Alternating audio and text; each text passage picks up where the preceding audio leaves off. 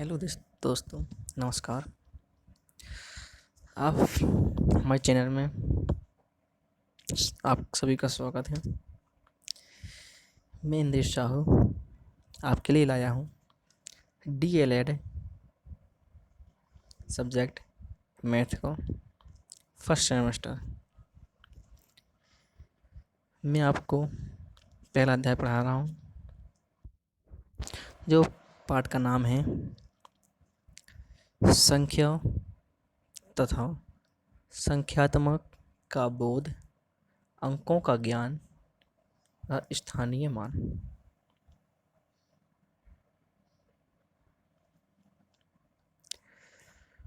तो उसमें पहली मेरी परिभाषा है संख्या। पहले हमें संख्या के बारे में जानना ज़रूरी है। तो संख्या किसे कहते हैं?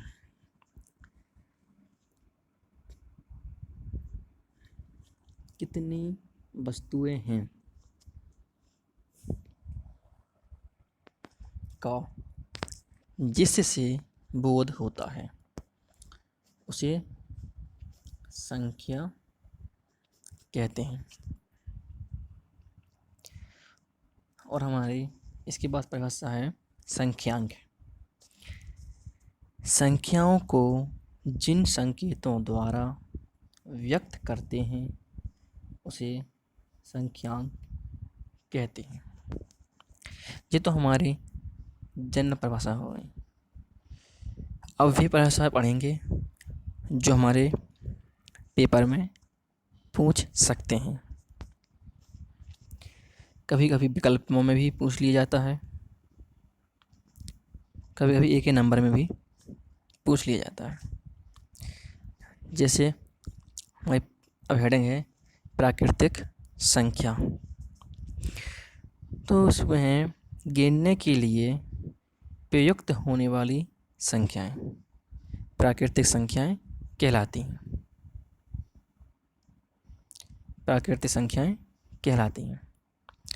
जैसे मैंने आपको उदाहरण में बताया है, जैसे 1, 2, 3, 4, 5 भी हो सकता है, 6 भी हो सकता है और डॉट डॉट इनफाइनाइट। ठीक। अब मैंने यहाँ पर 3 नोट लिखे हुए हैं, तो इसी से ही क्वेश्चन आते हैं। जैसे पहला मेरा पहला नोट है कि किसी संख्या में 1 जोड़ने पर प्राप्त संख्या अनुवर्ती संख्या कहलाती है। इसका मतलब होता है, अनुवर्ती का मतलब है कि एक समय कुछ संख्या दी गई है, तो उसमें हम यदि 1 जोड़ दें, क्या करते हैं, 1 जोड़ दें तो हमें आगे की संख्या प्राप्त हो जाती है, उसे हम अनुवर्ती कहते हैं। जिसमें मैंने यहाँ पर लिखा हुआ है माना करके कि 4 + 1 = 5। तो जी हमारी जो 5 है ये क्या है, अनुवर्ती संख्या कहलाएगी। ठीक है। अब हमारा दूसरा नोट है कि किसी संख्या में 1 घटाने पर प्राप्त संख्या पूर्ववर्ती संख्या कहलाती है। अब ये पूर्ववर्ती क्या है? पूर्ववर्ती का मतलब हुआ पीछे की संख्या। जैसे मैंने लिखा यहाँ पर एग्जाम्पल में कि 6 - 1 = 5। तो ये हमारी क्या है, 6 की पहले की संख्या है कि 6 के पहले हमारा 5 आता है, तो ये 5 हमारा पूर्ववर्ती कहलाएगा। जैसे और भी उदाहरण हम दे सकते हैं। जैसे हम कह दें कि 5 की पूर्ववर्ती संख्या क्या है, और आपका विकल्प आ जाए 1, 3, 4 कि 6। ऐसे क्वेश्चन पूछ जाते हैं विकल्पों में। तो हमें इस 5 का क्या करना है, पूर्ववर्ती। तो हम क्या करेंगे, हम इसमें 1 घटा देंगे तो हमारा आंसर आएगा 4, जो हमारा विकल्प तीसरा होगा। ठीक है, तो मैं आशा करता हूँ कि आपको ये अनुवर्ती और पूर्ववर्ती समझ में आई होगी। तो इसी क्रम में हम आगे बढ़ते हैं। मेरा तीसरा नोट है कि सबसे छोटी प्राकृतिक संख्या 1 होती है। कैसा? जो हमने प्राकृतिक संख्या पढ़ी थी परिभाषा, वही है कि सबसे छोटी विकल्प में भी आ जाता है कि सबसे छोटी प्राकृतिक संख्या बताइए, तो 1 होती है। क्योंकि कोई कोई 0 भी लगा देता है, विकल्प में दे देता तो उसमें 0 टिक कर देता है, लेकिन वो नहीं है। 0 हमारी जो होती है वह पूर्ण संख्या कहलाती है। तो हमारी 1 होगी सबसे छोटी प्राकृतिक संख्या। ठीक है, अब हम आगे बढ़ेंगे। अब हमारा स्थानीय मान, कि स्थानीय मान कैसे ज्ञात करेंगे। तो हम स्थानीय मान देखेंगे, जिसमें मैंने यहाँ पर संख्या लिखी हुई है 5814। तो जी इसका हम स्थानीय मान कैसे निकालेंगे। देखो, जब हम 4 का स्थानीय मान निकालेंगे तो 4 का स्थानीय मान निकलेगा 4। क्यों निकलेगा? क्योंकि ये इकाई का अंक है, इसके पहले कोई अंक ही नहीं है, इससे 4 निकलेगा। और दहाई का जब निकालेंगे स्थानीय मान तो 1 लिखेंगे, और इकाई के बाद में एक अंक हमारा बचा है इकाई का, तो जितने अंक बचते हैं उतनी ही अपनी 0 लगा देते हैं, तो हमारा स्थानीय मान ज्ञात हो जाता है। तो इसमें हो जाएगा 1 का स्थानीय मान 10। इसी प्रकार से हम निकालेंगे 8 का, तो 8 तो हम लिखेंगे ही, 8 हमने लिखा है। अब देखेंगे कि कितने अंक हैं 8 के बाद। तो 8 में हमारे अब 2 अंक हो गए, अब इकाई का और दहाई का, तो हम 2 0 लगा देंगे, अर्थात 100 का गुणा कर देंगे, तो हमारा आएगा 800। ये हमारा 8 का स्थानीय मान होगा। अब देखेंगे 5 का, इसी प्रकार हम 5 का हो जाएगा। 5 का कितना होगा? 5000। क्यों? क्योंकि 5 के बाद हमारे 3 अंक हैं, तो हम 3 0 बढ़ा देंगे, तो हमारा 5000 हो जाएगा। ठीक, इसी प्रकार से हम और भी ले सकते हैं संख्या। हमने ओनली यहाँ पर एक ही एग्जाम्पल हमने दर्शाया है आपके लिए। इसी प्रकार से हम कोई भी सवाल हमारे स्थानीय मान निकाला जाए तो इस प्रकार से निकाल सकते हैं। जैसे मैं एक और बता दे रहा हूँ, छोटी संख्या ले लेते हैं, जैसे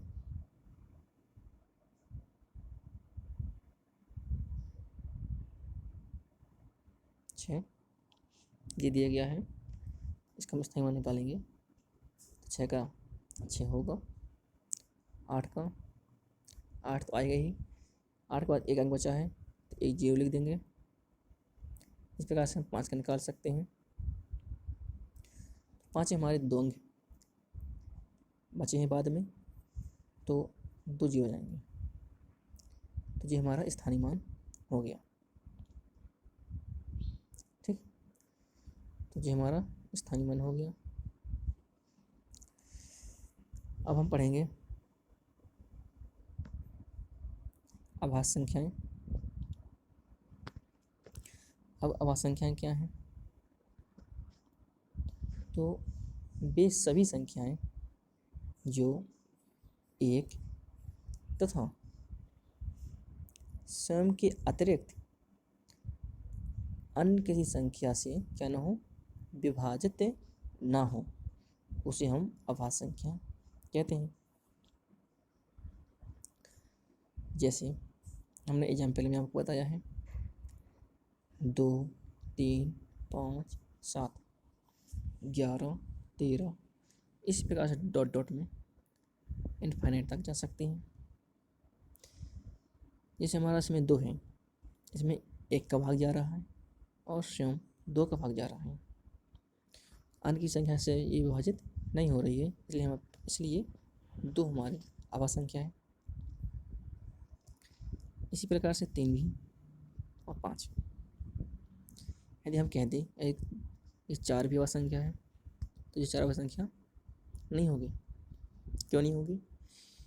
क्योंकि इसमें हमारी अभाज्य संख्या के 2 नियम तो फॉलो कर रहे हैं कि एक का भाग जा रहा है और स्वयं का भाग जा रहा है।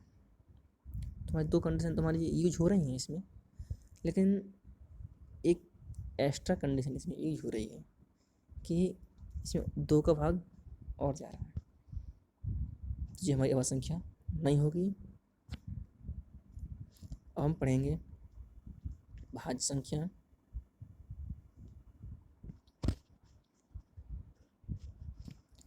तो ये भाज्य संख्या अभाज्य संख्या की जस्ट उल्टी है। जैसे भाज्य संख्या की परिभाषा है वे सभी संख्याएं जो एक और स्वयं के अतिरिक्त अन्य किसी संख्या से विभाजित हो जाएं।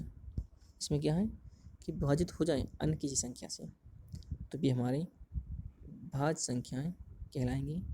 जैसे मैंने एग्जाम्पल पे लिखा हुआ है 4, 6, 8, 9, 10 और डॉट डॉट। ठीक है, अब हम आगे बढ़ते हैं। अब हमारे आते हैं पूर्णांक। अब पूर्णांक पढ़ेंगे कि वे मतलब सभी पूर्ण संख्याएं तथा ऋणात्मक संख्याएं पूर्णांक कहलाती हैं। देखो ये पूर्ण संख्याएं होगी हमारी 0 से, और इस साइड बाएं साइड संख्याएं हमारे क्या है ऋणात्मक संख्याएं हैं।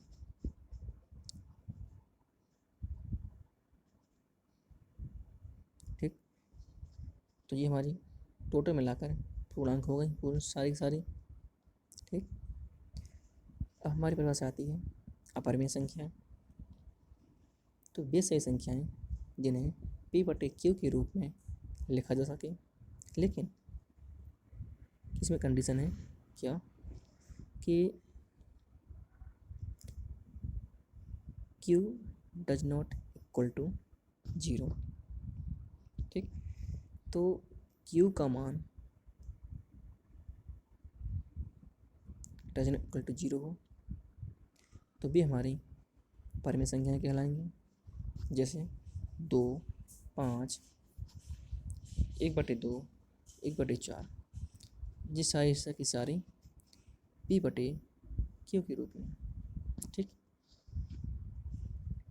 यदि हमारा Q का मान 0 हो जाए, यहाँ पर कंडीशन थी कि डज नॉट इक्वल टू 0, और Q का मान क्यों नहीं रखा 0 हमने, क्यों इसलिए नहीं रखा, यदि हम Q का मान हमारा 0 हो जाए, Q का मान 0 हो जाए तो भाग देने में जाएगा इनफाइनाइट, ये हमारी परिमेय नहीं है। ठीक है, अब हम पढ़ेंगे अपरिमेय संख्या। अपरिमेय संख्या क्या है ये देखेंगे। अपरिमेय संख्या वे सभी संख्याएं जिन्हें P/Q के रूप में व्यक्त नहीं कर सकते अपरिमेय संख्याएं कहलाती हैं। अपरिमेय संख्याएं पूरी की पूरी अंडर के अंदर होती हैं। ठीक है, तो भी हमारी अपरिमेय संख्या कहलाती हैं। अब हमारी पूर्ण संख्या, हमने आगे पढ़ा था कि हमने अभी आगे पढ़ा था पूर्णांक, तो पूर्णांक में हमारा आया था पूर्ण संख्या। तो जो पूर्ण संख्या हमारे आया था, ठीक, तो हम ये पूर्ण संख्या पढ़ लेंगे।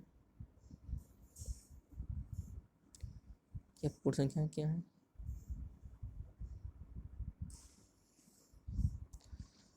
तो हम पूर्ण संख्या पढ़ेंगे क्या है।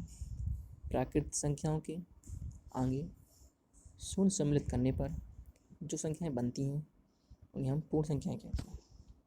देखो पहले तो हमारा ये संख्या कौन सी संख्याएं हैं, प्राकृत संख्याएं हैं जो हमारी 1 से स्टार्ट हो रही हैं। यदि हम इसमें क्या कर दें, 0 को शामिल कर दें, देखो हमने 0 को शामिल कर दिया तो ये हमारी संख्याएं क्या हो गई, पूर्ण संख्याएं हो जाएंगी। इसी प्रकार से अब देखते हैं हम प्रश्नावली।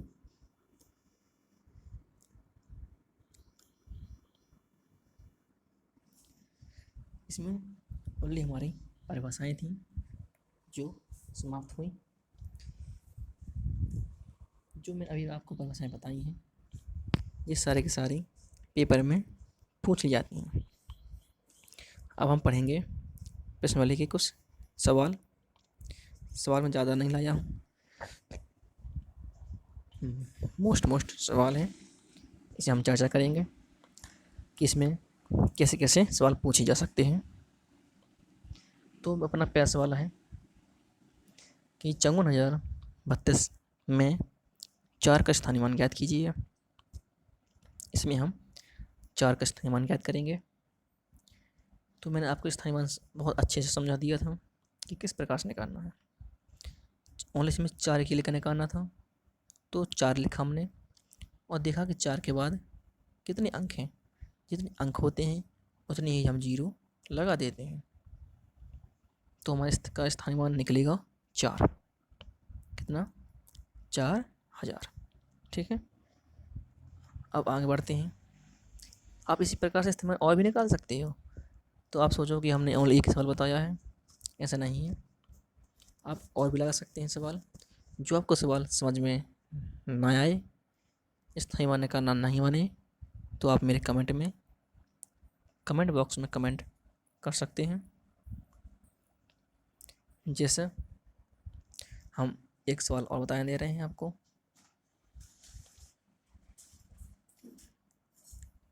कि ये हमारा सवाल है और पूछते कि 8 का स्थानीय मान ज्ञात कीजिए। तो क्या करेंगे आप, 8 लिखेंगे और 8 के बाद जितने अंक हैं उतने हम 0 बढ़ा देंगे, तो हमारा 800 हो जाएगा। ठीक है, तो अब हम आगे देखेंगे।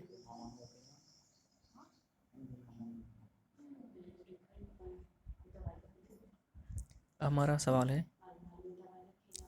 6,8,0,4 से 4 अंकों की सबसे बड़ी संख्या तथा सबसे छोटी संख्या ज्ञात कीजिए। सबसे बड़ी संख्या है अपनी, अब इसमें 4 अंक दिए गए हैं, देखो 4 अंक, तो हमें इससे क्या करनी है, बड़ी संख्या बनानी है।